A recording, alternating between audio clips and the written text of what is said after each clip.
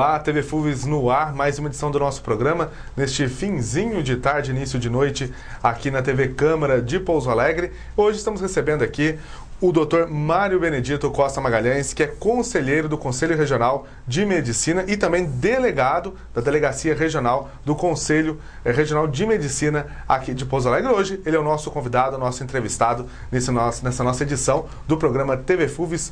Boa noite, doutor Mário. É um prazer a sua presença, recebê-lo aqui para falar um pouco dos trabalhos do CRM. Boa noite, Lucas. É uma satisfação participar desse programa da TV FUVES, né? É uma oportunidade que nós temos para apresentar não só para os médicos, mas também para a universidade, a população, o que representa o Conselho Regional de Medicina. Bom, doutor Mário, eu queria que, para a gente começar a nossa entrevista, o senhor comentasse o que é o CRM, até para as pessoas de casa conhecerem o trabalho. O Conselho Regional de Medicina, ele é um órgão normatizador, fiscalizador e tem poder, inclusive, de apenação sobre os atos dos médicos. Ele foi criado em 1957, foi um decreto assinado pelo então presidente Juscelino Kubitschek, aqui no caso o CRM de Minas Gerais, né? E desde então ele vem pautando para que os médicos, né? Ele vem acompanhando, fiscalizando, normatizando a atividade dos médicos, particularmente no nosso caso no estado de Minas Gerais. Mas existe um Conselho Regional de Medicina em cada estado da federação. Agora, doutor Mário, hoje como que é feita essa fiscalização? Como que o CRM atua aqui na região? O CRM, ele cria as resoluções que tem para o médico força de lei.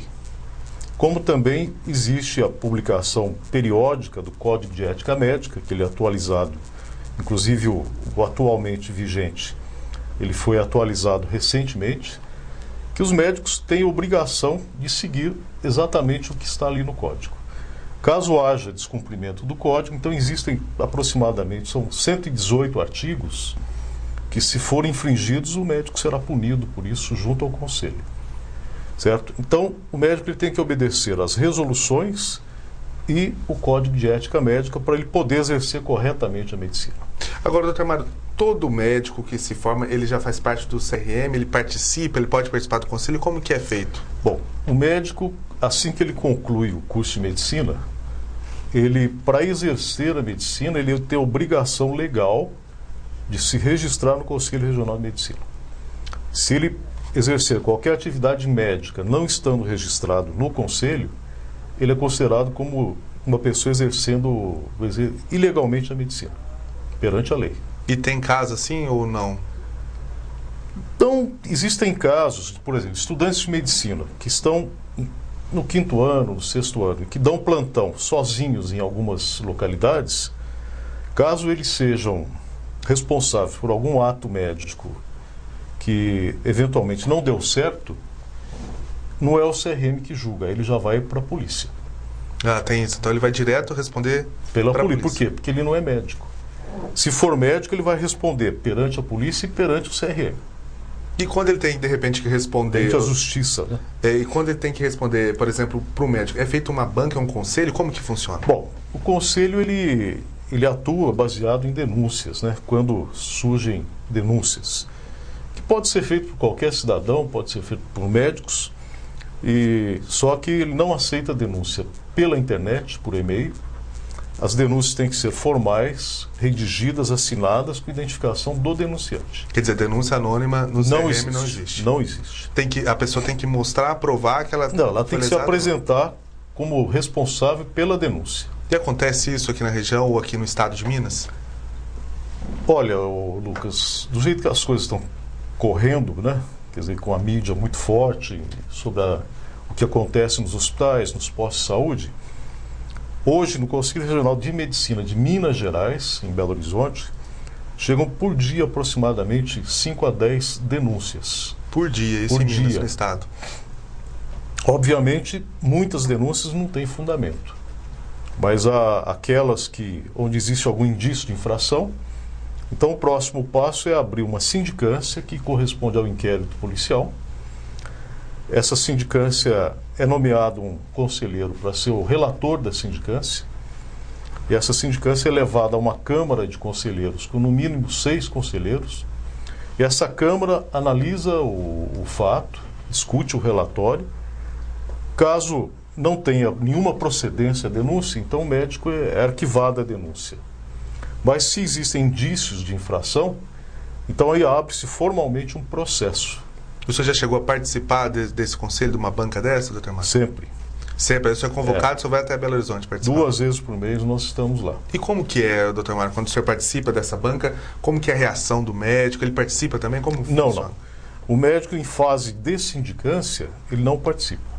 Ele é acionado pelo sindicante, né, pelo relator, pedindo esclarecimentos, ele apresenta documentos, e pode ser até feita uma entrevista com o relator. Isso seria equivalente ao inquérito policial. Aí, uma vez que fica definido que ele infringiu algum artigo do Código de Ética, então é aberto um processo, é nomeado outro relator para fazer o processo de instrução. Nesta fase de instrução, então o médico tem direito à defesa prévia e só ele é convocado para prestar depoimentos. Na presença do denunciante, ele pode arrolar 5 testemunhas, né? E o denunciante também pode arrolar 5 testemunhas, ou seja, o rito é o mesmo obedecido pela justiça. Quer dizer, tem que seguir todos os passos até a decisão final. Aí encerrado a fase de instrução do processo, então aí é nomeado um outro relator, para não ficar enviesado, como vamos dizer assim, para não ficar a mesma pessoa com o mesmo pensamento, é nomeado um outro relator e um revisor. E aí, então, o processo vai a julgamento no plenário. Então, quer dizer, como se fosse um júri, o médico tem direito à defesa, ele apresenta as provas... Exatamente igual ao que ocorre na justiça. E aí, então, nesta plenária, que tem que ter um número mínimo de 11 conselheiros e máximo de 20, então ele é submetido ao julgamento, com a presença, inclusive, do denunciante. Aí fica cara a cara o médico e o denunciante. O denunciante, existe um rito também que obedece basicamente o que ocorre na justiça. E dali, então, a plenária é um voto colegiado, não é de um só, né? Ela decide se o médico vai ser absolvido da denúncia ou se ele vai ser apenado por ter infringido algum artigo. E geralmente, doutor Mário, o que leva essa pessoa a fazer uma denúncia? Um tipo de erro médico, uma cirurgia mal sucedida? O que leva? Lucas, isso vai muito da interpretação do denunciante. Então, o que pode acontecer, por exemplo? Vou citar um caso bem simples. Quer dizer, o paciente chega aqui no nosso hospital regional, né? Ele quer ser atendido num determinado horário, e naquele momento não é possível ser atendido porque o plantonista está muito ocupado, digamos assim. Aí ele fica aguardando e vê o plantonista passa para lá, mas o médico está em atividade, está exercendo a atividade dele. Aí aquela pessoa interpreta aquilo como um descaso, como um desprezo, né? Ela vai e denuncia ao conselho. Você entendeu? Agora, existem outras situações, por exemplo, às vezes surge um fato que um paciente morre, né? Aí a família entende que pode ter havido algum erro médico. Então, um conceito importante que a gente precisa separar bem, para as pessoas entenderem, é entre erro e infortúnio médico. O erro é aquele onde existe um caráter de dolo. Agora, o infortúnio é o próprio risco do exercício da medicina. A medicina não é ciência exata. Então, às vezes, o próprio paciente que teve assim, um caso mais sério com algum parente seu ou com ele próprio, ele interpreta que houve um erro médico. Mas não, quer dizer, o risco existe de ter algum infortúnio. Então, nem sempre nós devemos falar erro médico. Nós temos que falar também infortúnio médico, que na maioria das vezes é o que ocorre.